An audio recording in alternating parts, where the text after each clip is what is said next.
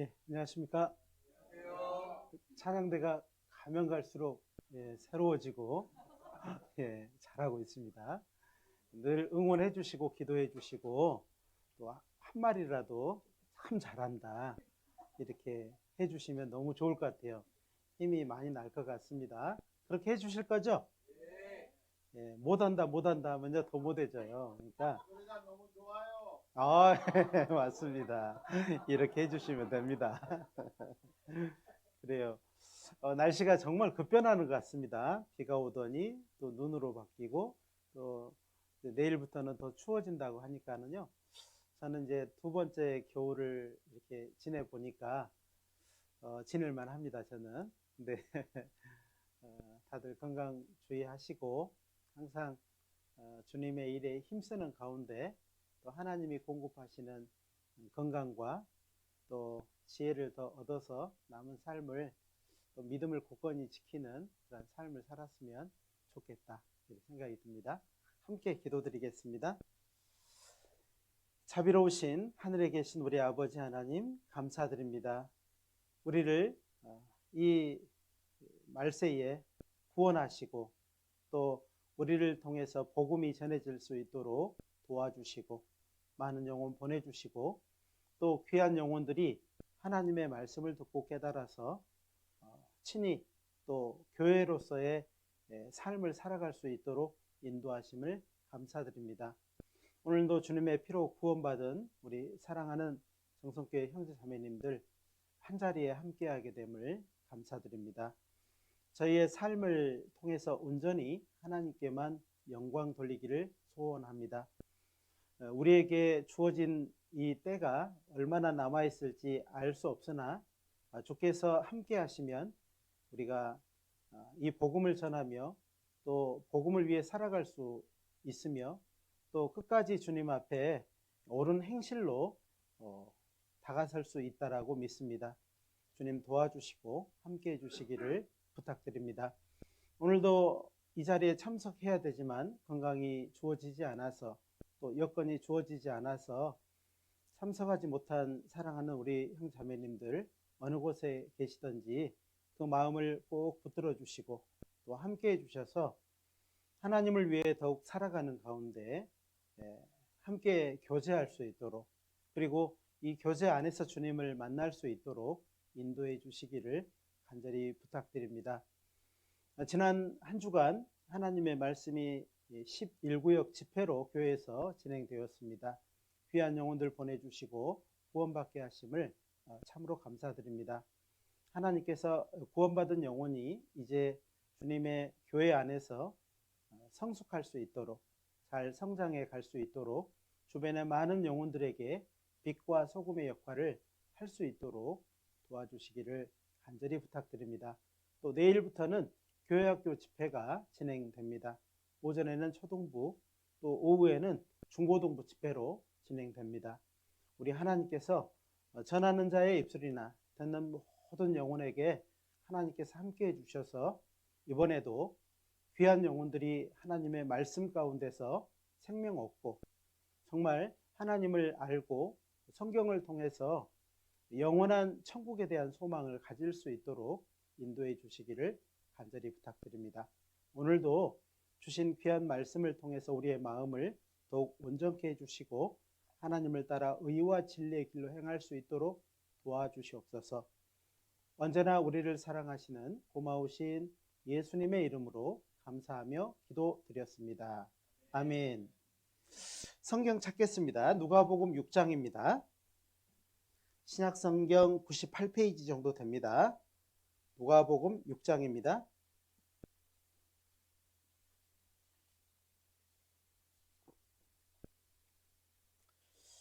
누가복음 6장 12절 13절입니다.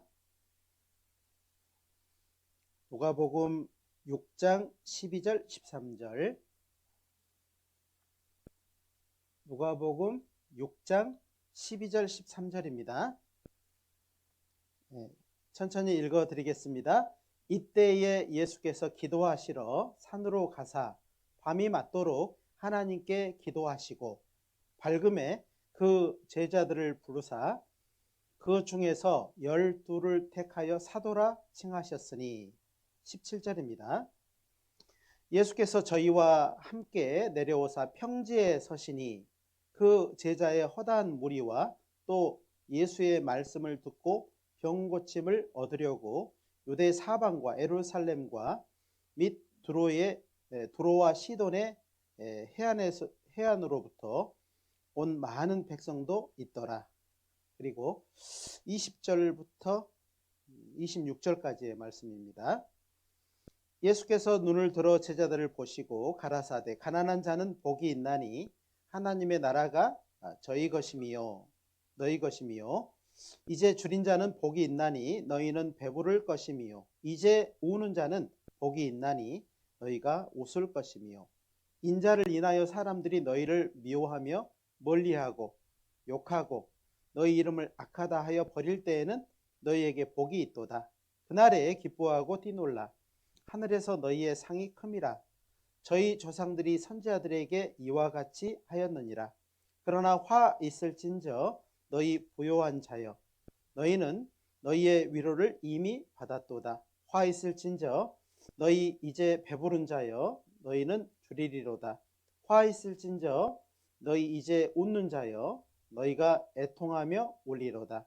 모든 사람이 너희를 칭찬하면 화가 있도다. 저희 조상들이 거짓 선지자들에게 이와 같이 하였느니라. 21절 말씀은요, 다시 한번 읽어볼까요? 이제 줄인 자는 복이 있나니 너희가 배부를 것임이요 이제는 우는 자는 복이 있나니 너희가 웃을 것임이요. 자, 오늘은 위로하시는 주라는 제목을 가지고 함께 생각을 해보겠습니다. 예수님은 공생의 기간 동안에 웃으셨다는 말씀이 없습니다. 예수님이 왜 웃지 못하셨을까? 예수님은 친히 이제 오늘 말씀을 통해서도 이제 우는 자는 복이 있나니 라고 말씀을 하셨습니다. 참으로 울 수 있는 사람이 웃을 것이라고 말씀을 하셨습니다. 인생이 그렇지 않아도 울음이 많잖아요. 웃음보다는 울음이 많아요.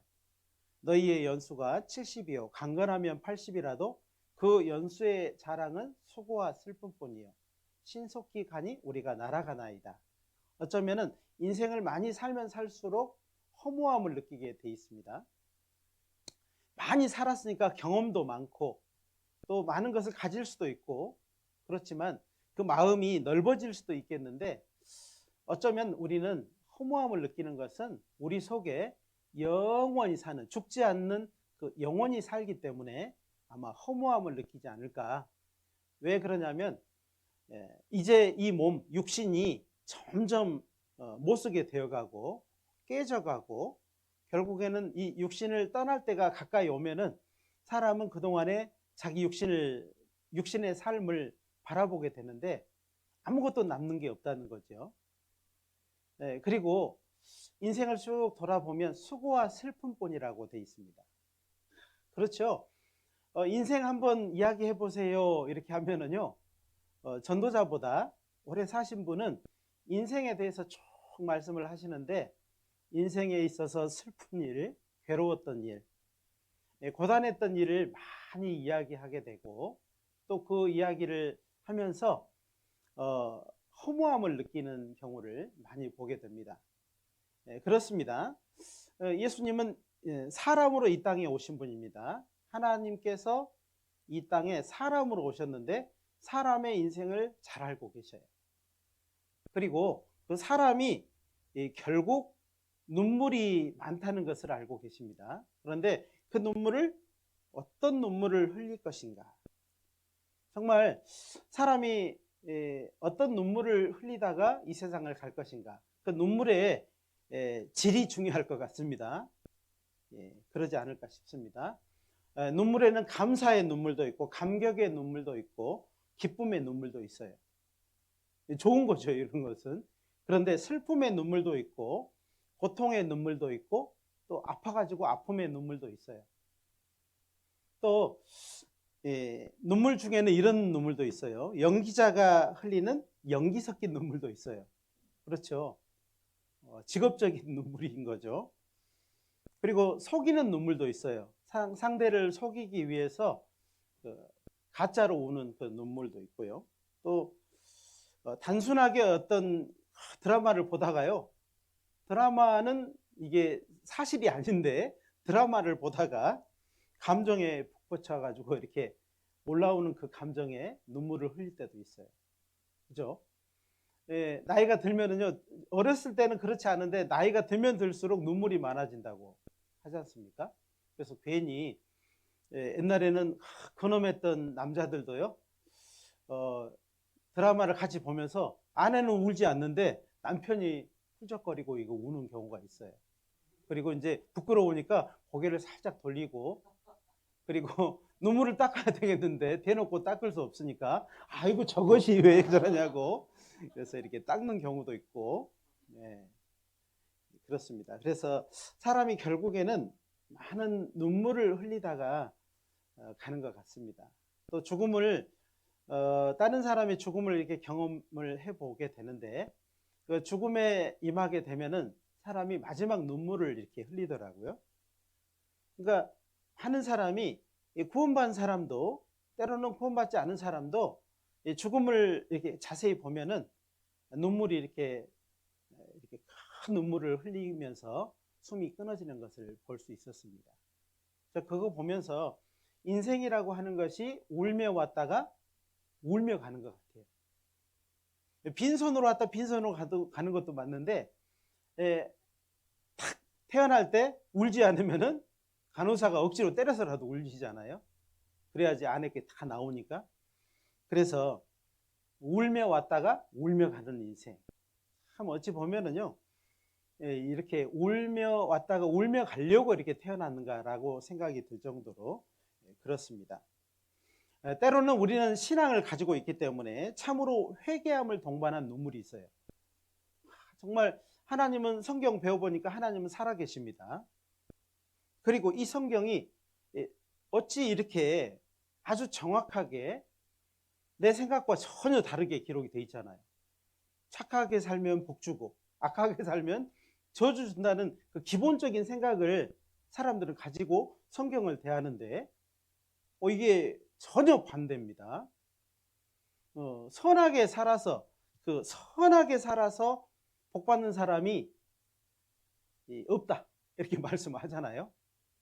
또 아무리 악하게 살았다 할지라도 그가 마음을 딱 돌이키면은 저주 받는 것이 아니고 축복을 받을 수도 있다 이렇게 말씀을 하지 않습니까?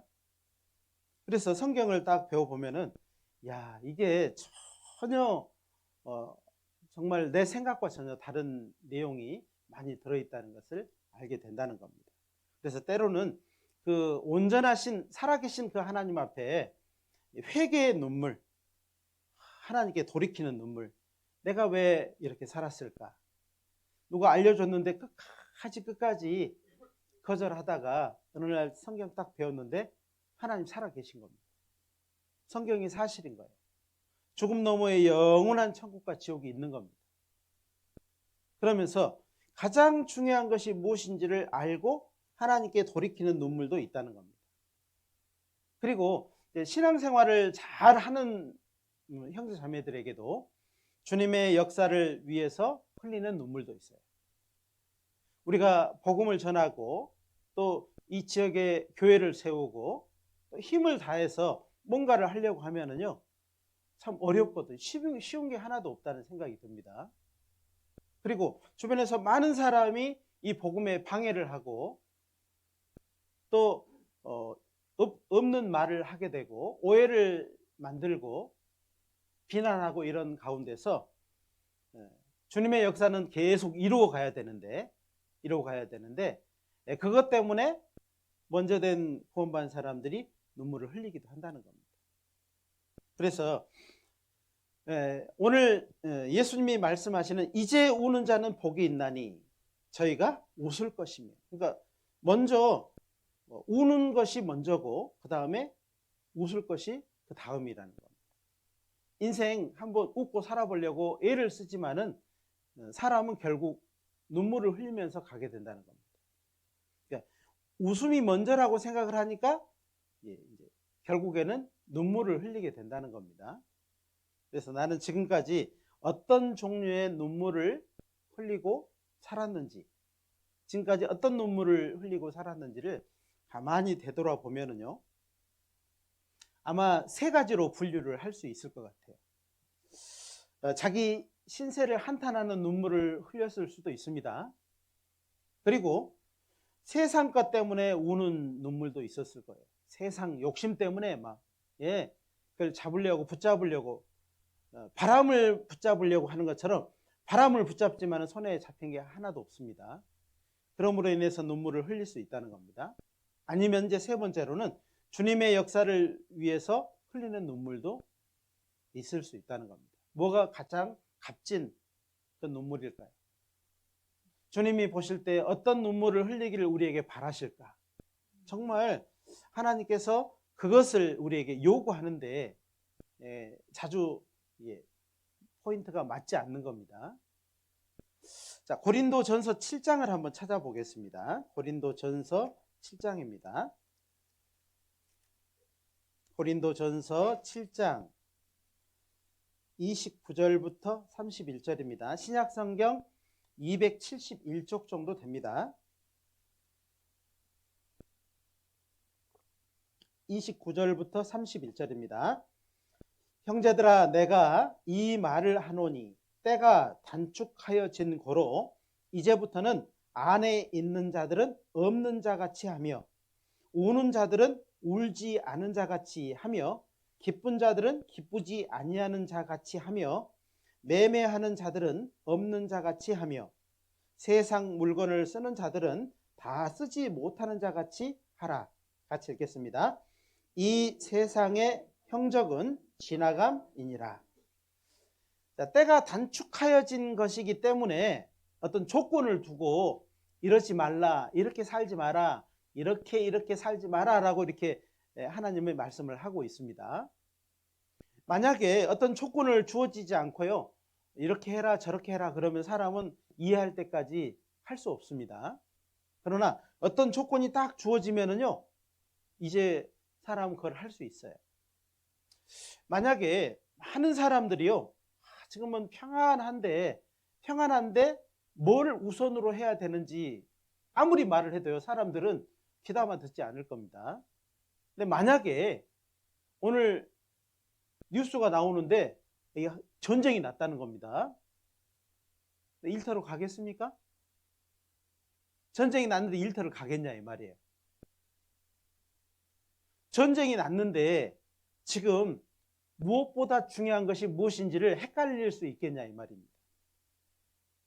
내가 무엇을 해야 되는지, 지금은요 전쟁이 나면 도망쳐, 옛날에는 뭐 피난 가고 뭐 하고 이런 거 생각을 하는데요, 그럴 수가 없습니다.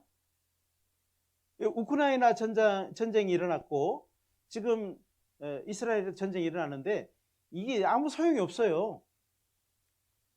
피난보다 비행기가 더 빨라요.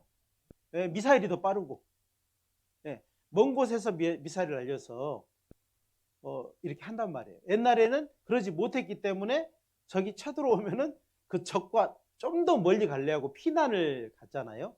그럴 수 없습니다. 예상을 한번 이렇게 세워놓는 것도 중요할 것 같아요.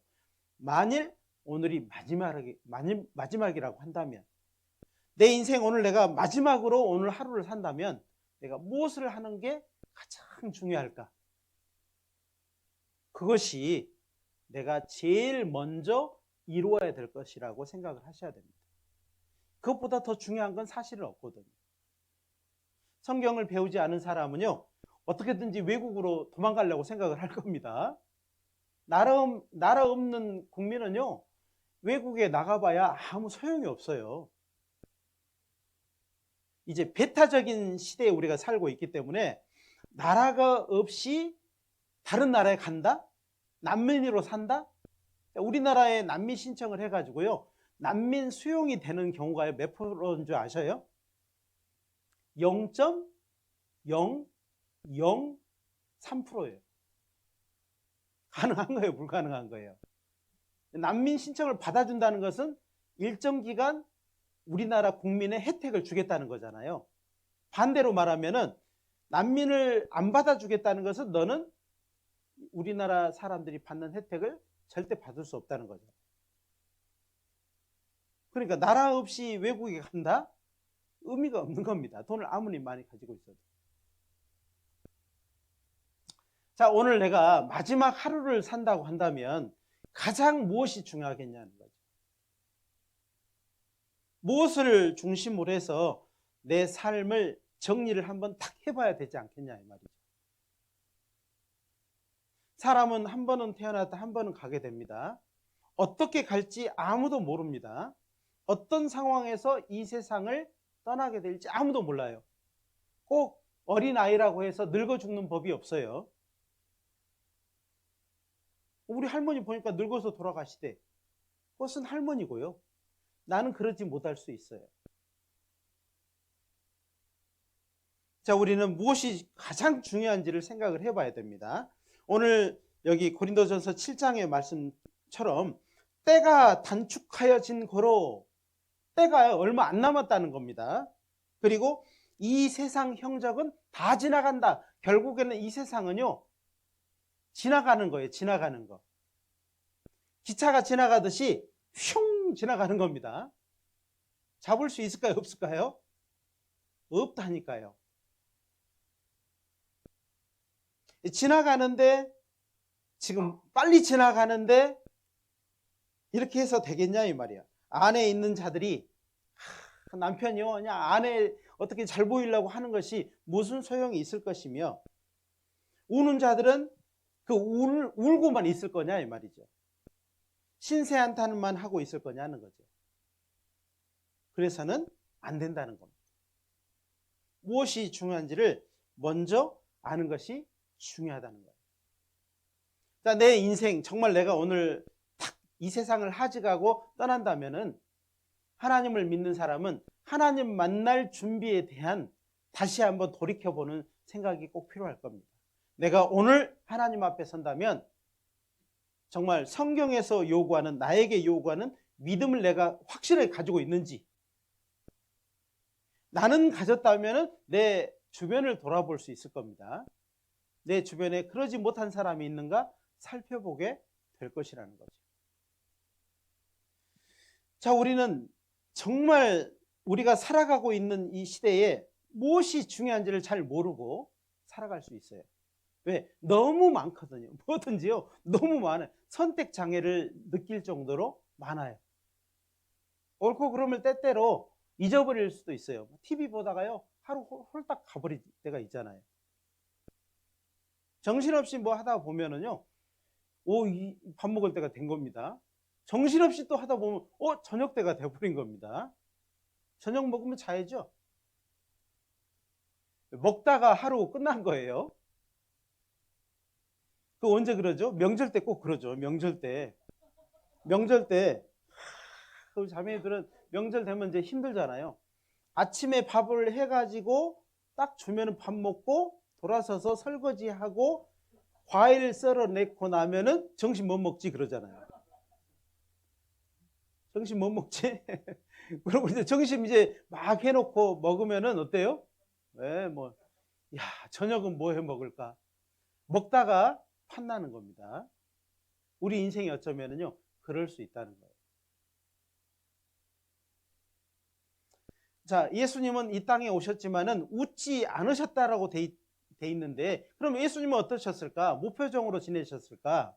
예수님은 눈물을 흘리셨어요. 사실은 예수님이 그 3년 반 공생애 동안에 얼마나 많은 눈물을 흘렸는지 우리는 좀 생각해 볼 필요 있습니다. 어떤 부분에 왜 우셨는지. 자, 나사로의 무덤 앞에서 눈물을 흘리셨어요. 예수님은 눈물을 흘리셨어요. 그 친구, 내 친구 나사로, 내 사랑하는 친구 나사로가 죽었어요. 통보를 받았습니다. 죽었다는 통보를. 그리고 그 무덤 앞에 가서요. 눈물을 흘리셨다라고 되어 있어요. 요한복음 11장 35절에 예수께서 눈물을 흘리시더라. 아주 이 간략한 단어입니다. 이 한 절인데 요한복음 11장 35절은 예수께서 눈물을 흘리시더라 이렇게 끝났어요. 왜 우셨을까? 예수님은요, 죽음이 가져다 준 그 죄에 대한 분노의 눈물이었어요. 사람은요, 그 죄로 말미암아서 사망을 반드시 이기지 못하고 잡혀가게 되잖아요. 세상 모든 사람이 그렇게 죽음 앞에서 아주 힘없이 잡혀가는 그런 인생의 모습을 예수님이 보시고 눈물을 흘리셨어요. 어쩌면 죄에 대한 분노의 눈물일 겁니다. 예수님은 사람을 너무너무 사랑하셔요. 하나님의 형상대로 지어진 사람을 사랑하십니다.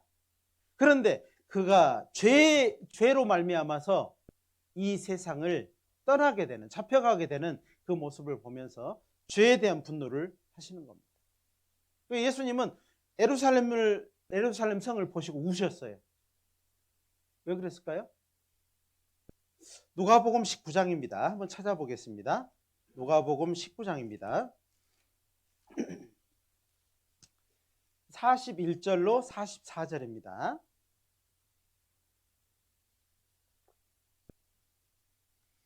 누가복음 19장 41절로 44절입니다. 신약성경 129페이지, 130페이지 정도 됩니다. 가까이 오사 성을 보시고 우시며, 이 성이요 예루살렘 성입니다. 42절, 가라사대 너도 오늘날 평화에 관한 일을 알았다면 좋을 뻔하였거니와 지금 내 눈에 숨겼도다. 날이 이를지라 내 원수들이 토성을 쌓고 너를 둘러 사면으로 가두고 또 너와 및 그 가운데 있는 내 자식들을 땅에 맺히며 돌 하나도 돌 위에 남기지 아니하리니 이는 공고받는 날을 내가 알지 못함을 이남이니라 하시니라. 그러니까 예수님이 이때 눈물을 흘리셨는데요, 성을 보시고 우셨어요. 그 성 안에 많은 사람들의 멸망을 본 겁니다. 왜 멸망을 했을까요? 그들이 왜 멸망을 했어요? 여기에 44절에 나오잖아요. 이는 권고받는 날을 내가 알지 못합니다. 하나님이 끝없이 다가오셔서 또 말씀하셨습니다. 이스라엘 예루살렘 성에 있는 많은 사람들이 예수님의 말씀을 들었고 예수님이 하시는 그 말씀의 중심도 알았었어요. 그런데 그 권고받는 날을 알지 못했다는 거죠. 그때가 어떤 때인지를 몰랐다는 거죠. 멸망 앞에서 예수님이 말씀하신 것을 몰랐다는 거예요. 사실은 우리는 다 똑같습니다. 죽음 앞에서, 우리는 사람이라고 하는 건 죽음 앞에 늘 있는 겁니다. 하루 동안에 무슨 일이 날런지 알지 못함이니라. 너희 인생이, 너희 생명이 무엇이뇨? 너희는 잠깐 보이다가 없어지는 안개 같으니라. 그러니까 사실은 그 멸망 앞에서 예수님이 우리에게 선포하는 말씀이 매번 전해지고 있는 겁니다. 매번. 오늘도 어쩌면은요, 이 말씀은 정말 우리가 멸망 앞에서 듣는 그 말씀과 똑같아요. 근데 그것을 알지 못했다. 그 말씀이 얼마나 중요한지를 몰랐다는 겁니다. 그래서 예수님이 그들을 보고 우신 것은 그들의 무지함을 보고 우셨던 거예요. 우리가 성경 강연에 이렇게 집회를 딱 해보면은요, 어때요? 집회를 해보면은 이 중요한 말씀이잖아요. 굉장히 중요한 말씀이거든요. 중요한 말씀을 할 때 전혀 이거를 못 느끼는 경우가 있다는 거죠. 왜 못 느낄까? 왜 알지 못할까? 우리는요, 안타까울 뿐입니다. 그러나 예수님은 그 결국을 알고 계시잖아요. 우리는 결국을 잘 모르잖아요.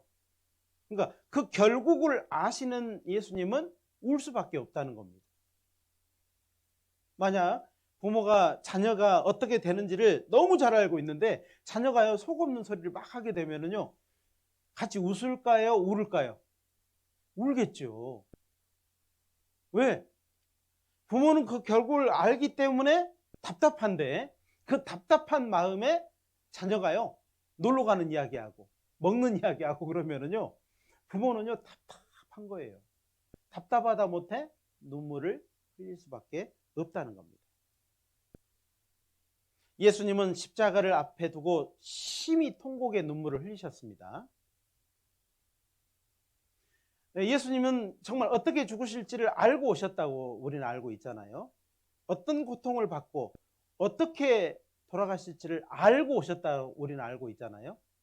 예수님이 십자가를 앞에 두고 심한 통곡의 눈물을 흘리신 것은 왜 그랬을까?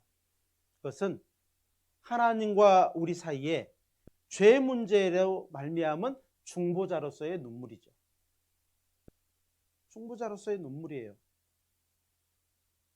정말 이 사실을 그냥 넘어가지 않기를, 누구든지 예수님의 이 큰 사랑을 발로 밟지 않고 구원받기를 간절히 바라는 거죠. 근데 많은 사람이 예수님의 십자가를 발로 밟고 넘어가 버리잖아요. 그 넘어가는 곳이 어디예요?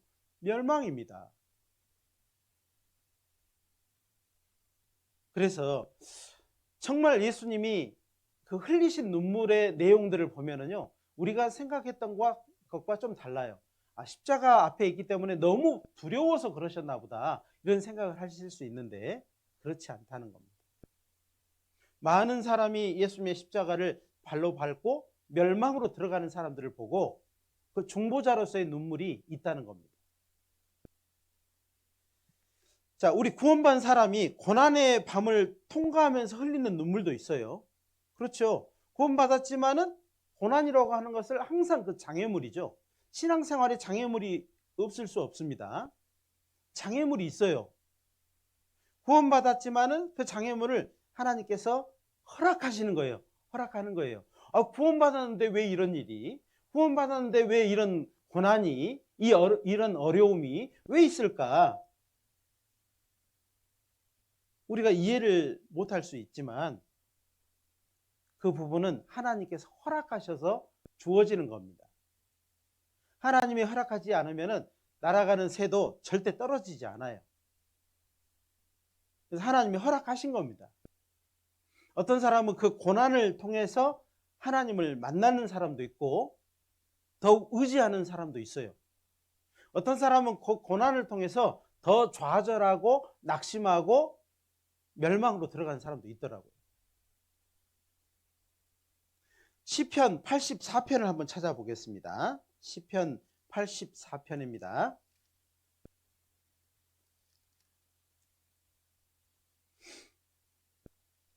(84편) 5절로 7절입니다.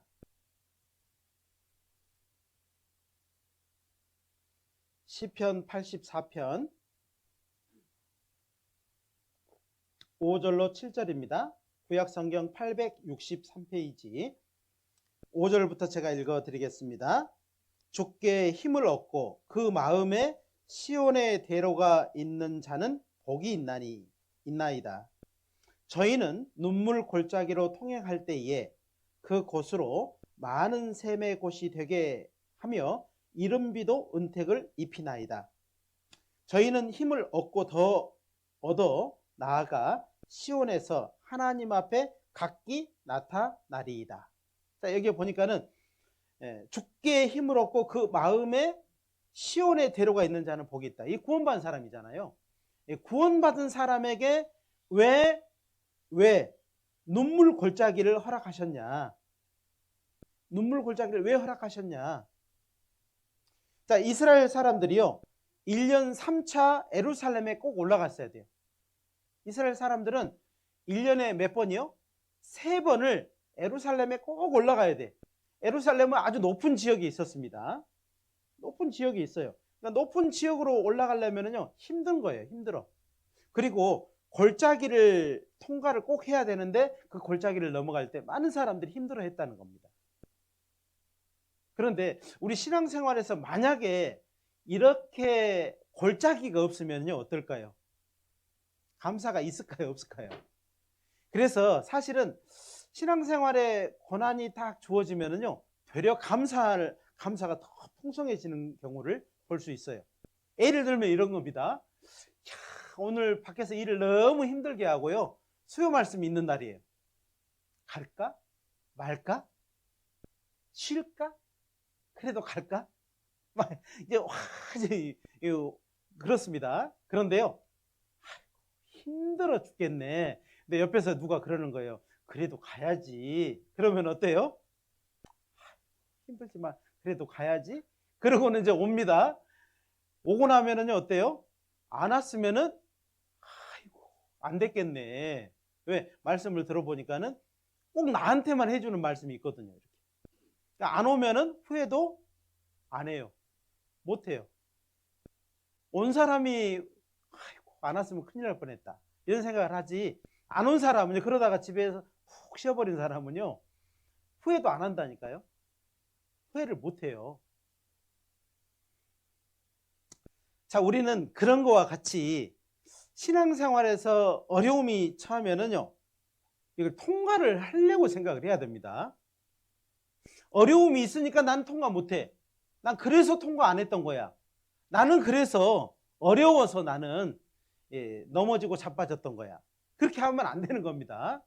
반드시 눈물 골짜기를 어떻게 해야 된다고요? 통과해야 돼. 통과를 해야 돼요. 그래야만이 그곳이 오히려 샘의 곳, 여기에 말씀하는 것처럼 그곳으로 많은 샘의 곳이 되게 하며 그랬습니다. 거기서 샘이 터진대요. 샘이. 그 눈물 골짜기 통행할 때에 샘이 푹 터지는 거예요. 무슨 샘일까요? 이 감사의 샘, 은혜의 샘이 터지는 겁니다. 그러니까 고난이 우리에게 주어지는 것은 뭐를 주려고 하는 거예요? 은혜와 감사를 주려고 하는 예비 동작인 거죠. 그러니까 고난의 고리와 축복의 고리는 따로 떨어져 있는 게 아니고 연결돼 있어요. 이거를 좀 설명을 해보면요, 저 스키 선수가, 알파인 스키 선수가요, 고생 하나도 안 하고 메달 딸 수 있을까요? 천만에. 공부 하나도 안 한 사람이 1등 할 수 있어요, 없어요? 네? 할 수 있어요, 없어요? 없지요. 그것은 너무 확실하게 알면서 왜 이 어려움, 신앙생활에서 어려움이 오면은요, 왜 자빠지고 넘어지냐는 거죠. 자빠지고 넘어져서 너무 오래 가는 겁니다. 왜? 그걸 통과했으면은 은혜와 감사가 터졌을 건데 안 터지게 만드는 건 누구예요? 나였어요, 나. 그리고 이른비도 은택을 입히나이다 그랬어요. 이 이른비는 이스라엘 민족에 있어서 이른비는요, 이게 무슨 비냐면요, 가을비요, 가을비. 추수 때 오는 비가 좋은 비예요, 나쁜 비예요? 나쁜 비죠. 막 추수하려고 하는데요, 막 비가 확 쏟아져. 그러면 좋아요, 안 좋아요? 안 좋지요. 추수 때는요, 쨍쨍 빛이 나야 되고 맑아야 되고 그래야 되는데, 여기서 이른비는 가을비를 말하는 겁니다. 이 가을비라 할지라도 은택을 입히나이다 그랬어요. 이 고난이잖아요. 나쁜 것도 도리어 은혜로 바뀌더라는 거죠. 자, 그래서 눈물 골짜기를 반드시 통과해야 되고 어려움이 있더라도 반드시 통과해야 되는 겁니다. 그래야만이 하나님의 은혜, 하나님의 도우심을 진짜로 경험할 수 있다니까요. 우리도 천국으로 가는 과정에서 눈물 골짜기가 있지만 그것이 축복의 곳이 되는 거예요. 맞습니다. 우리에게 하나님께서 주신 것들이 있어요. 그것을 하나님이 주신 거라고 생각을 하셔야 돼요. 좋은 것만 주신 거고 나쁜 것은 안 주셨다 생각하시면 안 돼요. 군인이요, 훈련소에 들어가는 것은 살아남기 위해서 훈련소 가서 훈련 받는 겁니다. 생각해보면 군인이 훈련소를 안 가고 전쟁터에 나가면 어떻게 될까요? 어떻게 돼요? 총도 못 쏴, 피하지도 못해, 은폐도 몰라. 그리고요, 폭탄 터지면 100%다 죽잖아요. 그러니까 훈련소 가는 것은, 군인이 훈련소를 반드시 통과해야 되는 이유는 살아남기 위해서예요. 나에게 고난이 오면은 반드시 통과해야 되는 이유는 은혜와 축복을 받기 위한 거예요. 이게 이제 굉장히 중요한 겁니다. 욥기 16장을 한번 찾아볼까요? 욥기. 시편 앞에 욥기입니다. 욥기 16장 18절부터 22절입니다. 이것도 지금 신앙생활 가운데 있는 일들입니다. 욥기 16장 18절로 22절입니다. 땅아 내 피를 가루유지 말라. 나의 부르짖음으로 쉴 곳이 없게 되기를 원하노라. 지금 나의 증인이 하늘에 계시고 나의 보인이 높은 데 계시느니라. 나의 친구는 나를 조롱하나 내 눈은 하나님을 향하여 눈물을 흘리고 사람과 하나님 사이에와 인자와 그 이웃 사이에 변백하시기를 원하노니. 22절 같이 읽을까요? 수년이 지나면 나는 돌아오지 못할 길로 갈 것임이니라. 잠시 잠깐 오면요, 주님 오셔서 영원한 천국에 들어가는 우리 구원받은 사람이잖아요. 이 구원받은 사람은 왜 구원받은 사람이라고 말하냐면 19절 때문에 그런 거예요. 지금 나의 증인이 하늘에 계시고, 나의 증인이 누구예요? 1번 목사님, 2번 구역장님, 3번 예수님. 누구예요? 예수님이어야 돼요. 예수님이 지금 죽은 지 3일 만에 부활하셔서 살아셔서 하나님 우편에 계시잖아요. 나의 증인이 하늘에 계시고 나의 보인, 나의 보증인이 높은 데 계셔요. 걱정해야 돼요? 말아야 돼요? 나는 예수님을 믿고 사랑하는 것 뿐이에요.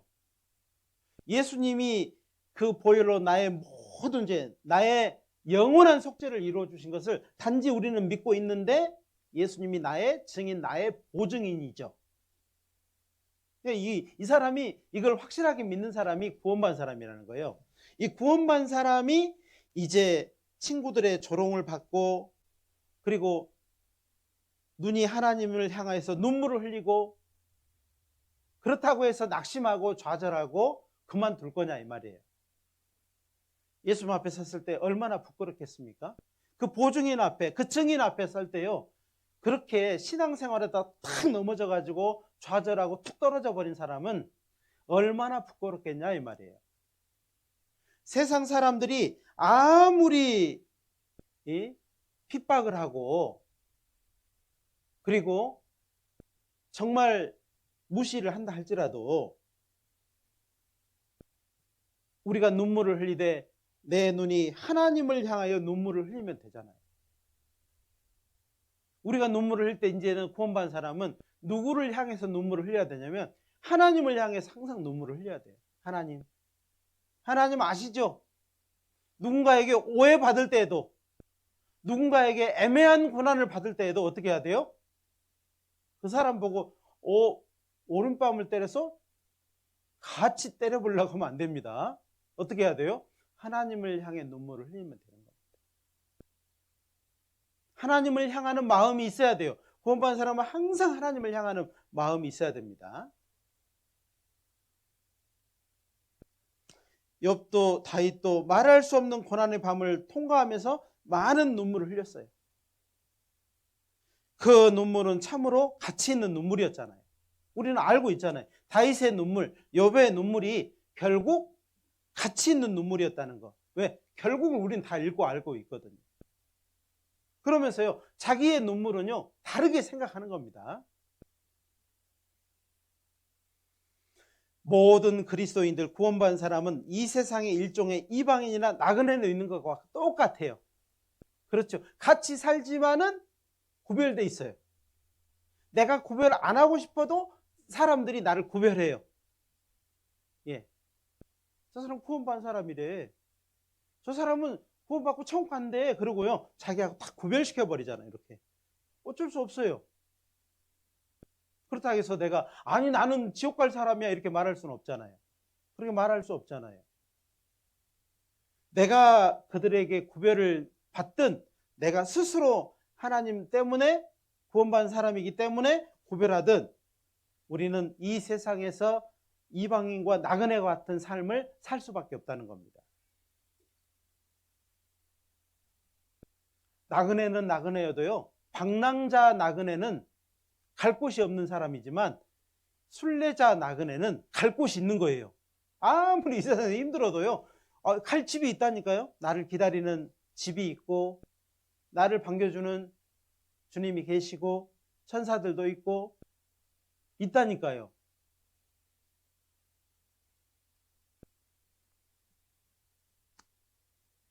하나님께서는 우리의 어려움을 다 알고 기억하고 계셔요.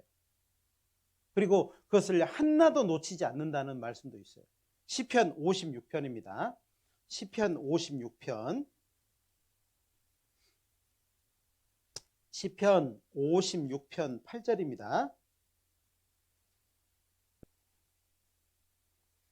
시편 56편 8절입니다. 구약성경 841페이지 시편 56편 8절입니다. 같이 한번 읽어볼까요?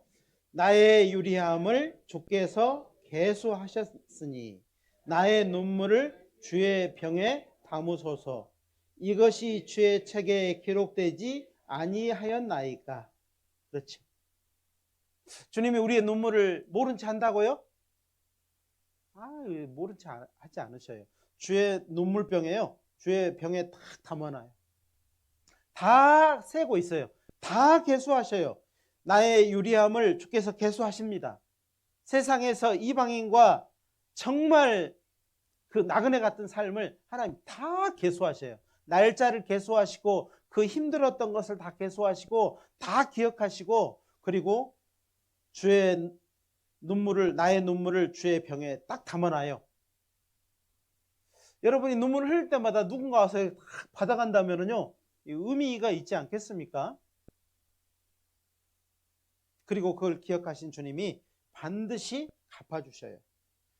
이것이 주의 책에 기록되지 아니하였나이까. 이렇게 말씀을 자주 하시는데도 우리의 고난이 정말 나만 받는 것 같고 외롭고 때때로 슬프고, 나 구원받았는데 왜 이런 일이 나에게 있을까라는 생각을 하는 것이 보통적인 일이에요.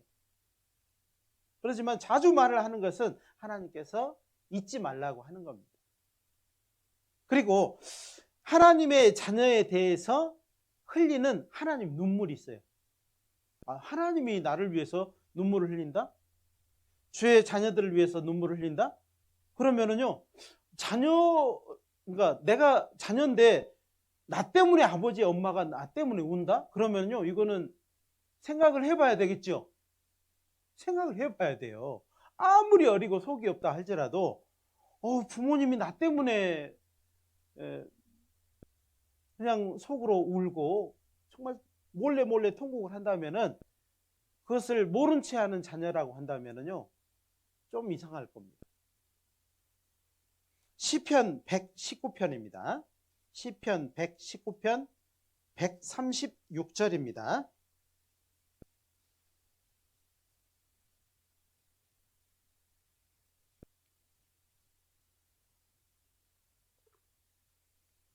시편 119편 136절 같이 한번 읽어보겠습니다. 저희가 주의 법을 지키지 아니함으로 내 눈물이 시냇물 같이 흐르나이다. 정말요, 내가 말씀대로 안 살고 신앙생활 똑바로 못해도요, 아무도 눈물을 흘리지 않는다라고 생각하니까는요, 그 이어지는 거예요. 계속 이어지는, 반복되는 거죠. 나의 죄가 반복되는 거예요. 계속 반복되는 것은 왜 그러죠? 모르니까. 오늘 말씀을 보니까는요, 저희가 주의 법을 지키지 아니함으로 내 눈물이, 그랬어요. 여기서는 내 눈물 1인칭으로 돼 있는데요, 주님의 눈물입니다. 주님이 눈물을 흘리고 있다니까요. 주님의 눈물은요, 어떤 눈물일까요? 피눈물일 겁니다. 왜? 예수님은 나를 위해서 피를 흘리셨고 그 몸에 있는 모든 피와 물을 다 쏟으신 분이에요. 우리의 신앙생활을 위해서 항상 보시고 계신 거예요. 히브리서 7장 25절에 보면 자기를 힘입어 하나님께 나아가는 자들을 온전히 구원하실 수 있으니 이는 그가 항상 살아서 저희를 위하여 간구하심이니라 그랬거든요. 간구하시는 예수님이 우리를 위해서 우리가 구원받을 때부터 지금까지 계속 우리를 보시고 간구하시는 하나님이 우리가요 신앙생활 못하는 겁니다. 안 하는 겁니다. 주의 법을 지키지 않는 거예요. 말씀대로 살아가지 않는 거예요. 그러면은요 세상 사람들은 그렇구나, 기도할게요, 좀 기도하고 있어요 이러고 지나가지만은요 주님은 어떠신다고요? 어떠신다고 예수님이? 내 눈물이 시냇물 같이 흐르나이다. 자, 이 말씀을 오늘 기억하고요 한번 시냇물을 한번 이렇게 보셔요. 시냇물이 흐를 때 소리 없이 흐르지 않죠. 콸콸콸콸 졸졸졸졸 이렇게 흐르죠. 어쩌면 이 말씀을 오늘 들은 사람은요 그 시냇물을 볼 때마다 신앙생활을 바로잡을 수 있을 수도 있어요. 그렇구나, 예수님이 나를 위해서 눈물을 흘리시는구나, 내가 저번에 예수님의 눈물을 흘리지 않도록 살아가야 되겠구나. 누구도 나에게 똑바로 살아라 말을 하지 않지만 부모의 눈물은 자녀를 바로잡는다고 하잖아요. 부모의 소리 없는 그 눈물은요 자녀를 철이 들게 한다고 그러잖아요. 빌립보서 3장입니다. 빌립보서 3장도 보겠습니다. 빌립보서 3장 18절입니다.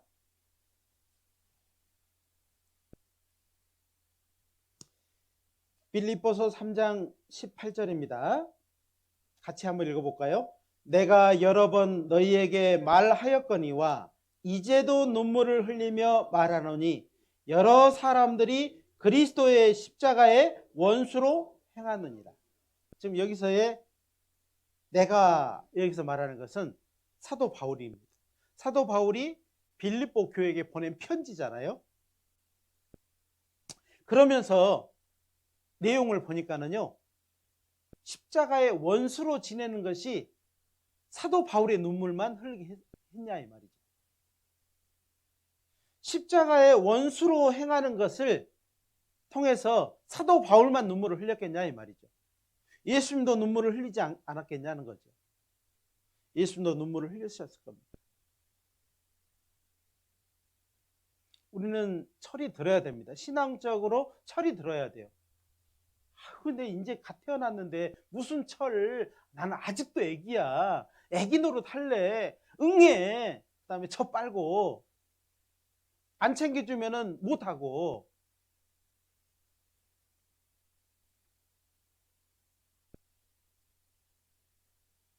정말 사도 바울이 눈물을 흘리면서 이 말을 했다면 예수님은요 그 눈물이 시냇물 같이 흐를 거예요.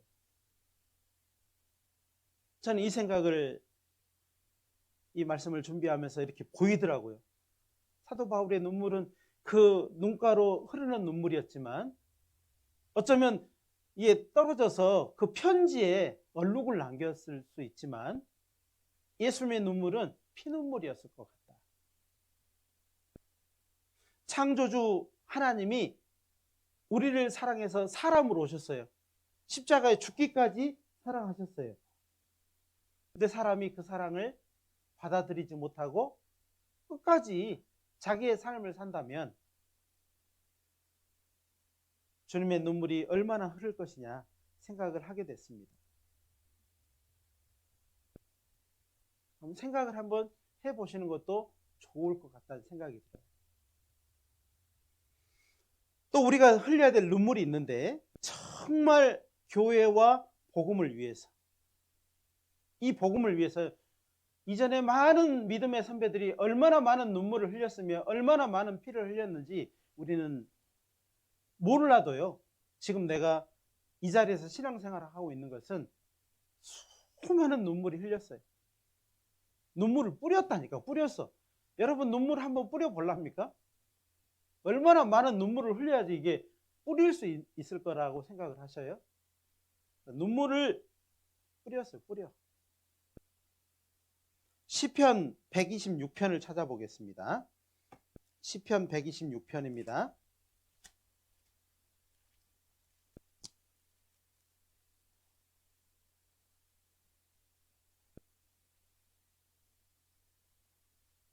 (5절) (6절입니다) 눈물을 흘리며 씨를 뿌리는 자는 기쁨으로 거두리로다. 울며 씨를 뿌리러 나가는 자는 정녕 기쁨으로 그 단을 가지고 돌아오리로다. 자, 우리 믿음의 선배들이 얼마나 많은 눈물을 흘렸으며 이 믿음의 씨를 뿌렸을까요? 우리도 똑같습니다. 그렇게 해서 태어난 우리라고 한다면 이제 우리도 눈물을 흘리며 씨를 뿌리러 나가야 돼요. 기쁨으로 거둔다는 그 약속도 있지만은 우리가 씨를 뿌리지 않으면은 그들은 영원한 눈물을 흘릴 수밖에 없잖아요. 언제까지 내일, 그 다음에 미룰 수가 없어요. 사람의 그 생명이 하나님의 손에 있기 때문에. 우리는 교회를 위해서, 복음을 위해서 정말 눈물을 흘려야 될 거라고 생각이 돼요. 우리의 눈물을 다른 데 흘리려고 생각하지 마셨으면 좋겠어요. 세상 것 때문에, 육신 때문에 우리의 눈물을 흘려서는 안 될 거라고 생각이 돼요. 이제 구원받았다면 교회를 위한 희생의 눈물을 흘리면서 하나님 앞에 나갔으면 좋겠어요. 에베소서 2장입니다. 에베소서 2장. 에베소서 2장 20절로 22절입니다.